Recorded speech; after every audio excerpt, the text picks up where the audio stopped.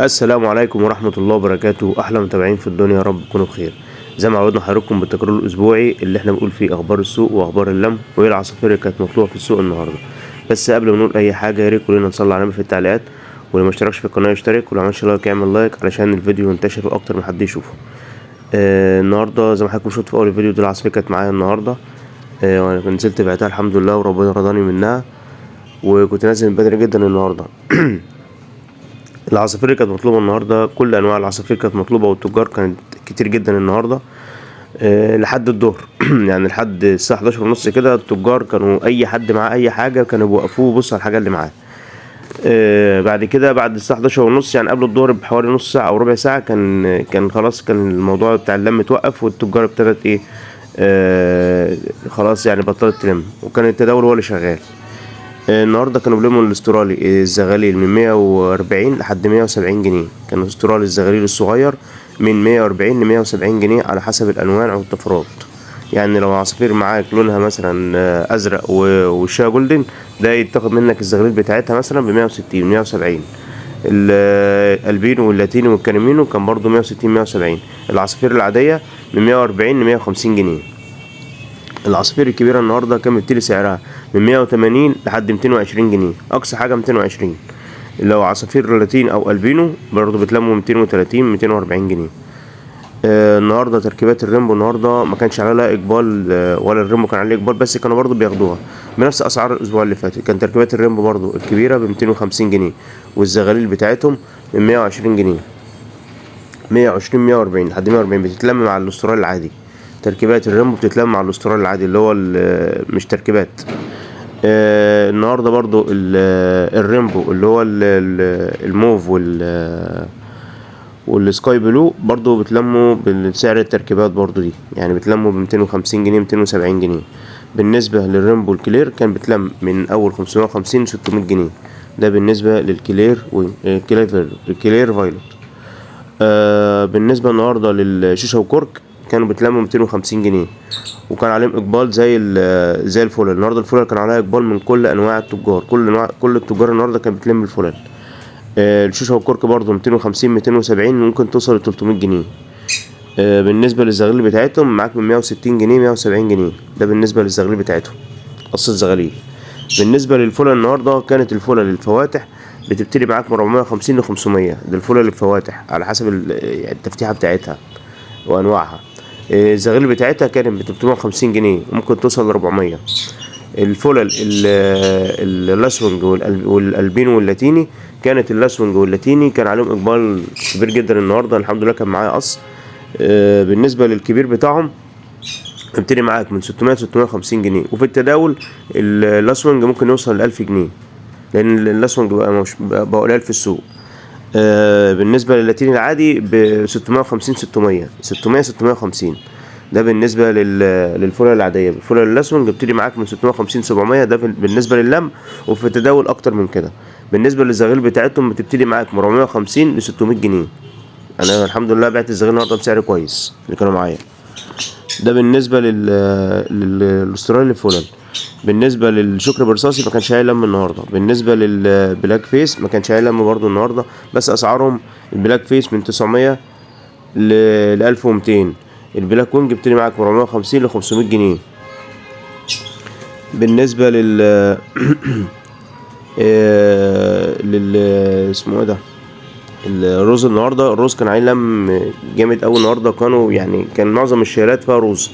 الرز النهارده الالبينو كان بيتلم النهارده الزغيل بتاعته بتتلم ب 600 جنيه، والشباب بتاعته من 750 ل 800، من 750 ل 800 الشباب بتاعته. والكبير بتاعه كان ب 850 900، ما زادش عن كده. ده بالنسبه للرز الالبينو. بالنسبه للرز اللاتيني كان معاك من 950 ل 1000، والزغيل بتاعته ب 600 جنيه و650، وممكن توصل ل 700 لو شبابات ناشفه. ده بالنسبه للرز اللاتيني عين حمرا. بالنسبه للاوبلاينات، الاوبلاين اورنج ما كانش عليهم لم النهارده، بس اسعارهم في التداول كان بتبتدي من 2000 جنيه لحد 2300 جنيه. ده بالنسبه للاوبلاين اورنج.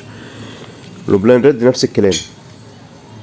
بالنسبه للروز العين السوداء بتبتدي معاك من 750 ل 850، 750 ل 850. ده بالنسبه للروز العين السوداء، والزغاليل بتاعتهم ب 400 جنيه، 450 جنيه. ده بالنسبه للزغاليل الروز العين السوداء.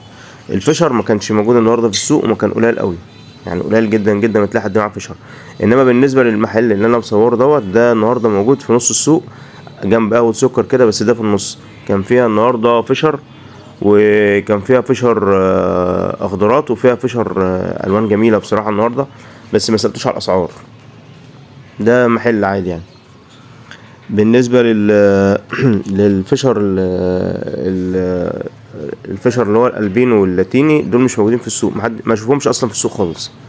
بالنسبه للفشر الالبينو واللاتيني، عشان في حد اكتر حد سالنا عليهم، مش موجودين، ما بشوفهمش في السوق.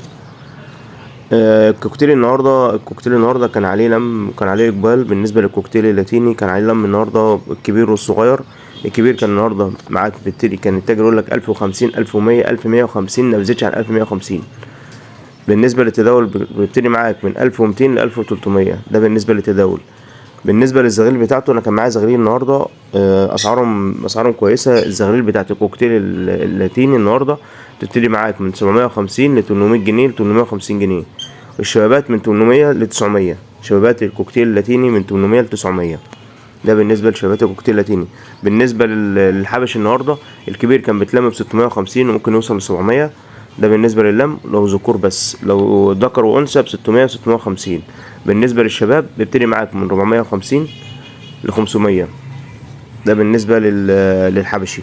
لو برضو يعني حبش شبابات لو زغاليل بيبقى 400 جنيه. بالنسبه للكوكتيل الايزابيل كان برضو ب 750 ل 800، وكان الزغاليل بتاعته تلم ب 550 جنيه. ده بالنسبه للكوكتيل ايزابيل. بالنسبه للوايت فيس النهارده، الكوكتيل البينو، انا كان معايا البينو بعته لتاجر، يعني كان معايا البينو بعته لتاجر، وخد مني قص الشبابات على 1200. فهو الشبابات ب 1200، يعني مش شبابات، هم زغاليل بس يعني شادين حيلهم شويه، ماسكين نفسهم ب 1200. والكبير كان بيبتدي معاك من 2000 جنيه. ده بالنسبه للكبير، وهو بيقول لك 1900، التاجر يقول لك 1900. بالنسبه للتداول من 2000 ل 2300 جنيه. ده بالنسبه للكوكتيل البينو. لو كوكتيل البينو جنبه احجام ما شاء الله كويسه، تبيعه ب 2300 جنيه وانت حاطط ايدك في جيبك. ده بالنسبه للتداول. بالنسبه للتاجر، التاجر اهم حاجه عنده يكون صحته الحاجه كويسه وريش مفروض. اول حاجه بقول لك 1900، يوصل معاك 1200 جنيه، يوصل معاك 2000 جنيه، ما بيزيدش عن كده التاجر. بالنسبه ده ابراهيم اللي كان بيلم النهارده العصافير، ده موجود في السوق على طول، لو حابين لو عارفينه. برضه من الناس المحترمه جدا في اللم، ويعني ما بيبخسش بالاسعار، وراجل محترم. ويحيى برضه اللي كان معاه. لو حد عايز يعرف التجار، انا برضه صورت لكم النهارده واستاذنته، راجل محترم جدا. ولو حد عنده عصافير روز او عصافير كوكتيل، ممكن اديله رقمه. لو هو حد عايز يعني يبيع له عصافير كوكتيل او عصافير روز، ممكن اديله رقمه. تمام. بالنسبه النهارده الزبره ما كانش عليه لم. هو النهارده كان اللم كله على الكوكتيل والاسترالي والروز. دول كان اكتر عصافير مطلوبه النهارده في السوق، يعني مطلوبه بطريقه كويسه جدا للناس اللي بتربي. بالنسبه للوايت فيس اللي هو الحبشي، كان برضو معاك من 1000 جنيه ل 1100. والايزابيل بيبتدي معاك من 1100 ل 1200 ل 1300. المصبعات بتبتدي معاك من 2700 جنيه لحد 3000 جنيه. ده بالنسبه للوايت فيس. لو حاجات بقى بصمات او حاجات علامات خفيفه او بصمه خفيفه كده، يعني ابيض بس بصمه خفيفه، ده بيخش معاك في 2000 ونص 3000 جنيه. الزبرة برضو النهاردة كان البيع والشراء بتاعهم في التداول. انا بسأل الناس برضو اللي بتبيع وبتشتري، اشتريت بكام وبعت بكام. فيعني الزبرة العادية اللي الغامقة بتبتدي معاك من 160 ل 180 جنيه ل 190 جنيه. بالنسبة للفواتح من 180 جنيه لحد 200 و 220 جنيه. بالنسبة للزبرة الاورنج معاك بتبتدي من 400 جنيه ل 450 جنيه. الزبرة الفراولة 250 300. الجاوا ما كانش عليه لم النهارده، بس كان بيتباع تداول. الجاوا الابيض 500 جنيه. الجاوا الفون 1400 و1500 و1600. ده الاسعار اللي انا شفت الناس بتبيع بيها، بس يعني مش واحد، هما كانوا اتنين بس اللي اشتروه. دي الاسعار كانت موجوده. الجاوا الحبشي كان بيبتدي معاك النهارده ب 400 جنيه. الزغاليل اقسم على طول النص، يعني الزغاليل اقسم النص على طول.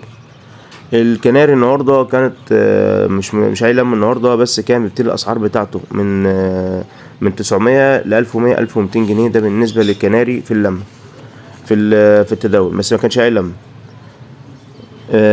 بالنسبه للحاجات اللي هي الفينش والجولدينات، ده بيبتدي معاك يا باشا من 2000 جنيه وانت طالع. الحاجات دي بتبقى اسعارها عاليه، وانا والله ما يعني ما بفهمش في الفينش قوي، الجولدن فينش والحاجات دي.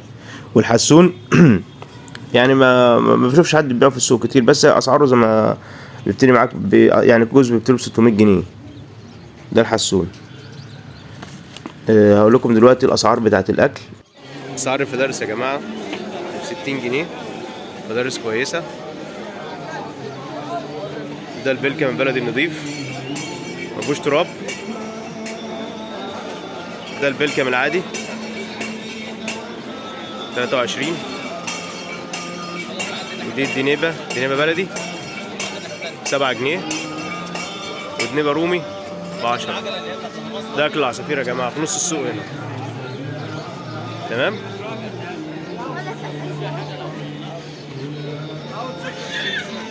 واللب بكام؟ عندي لب 25 الاسود. اه بلدي ب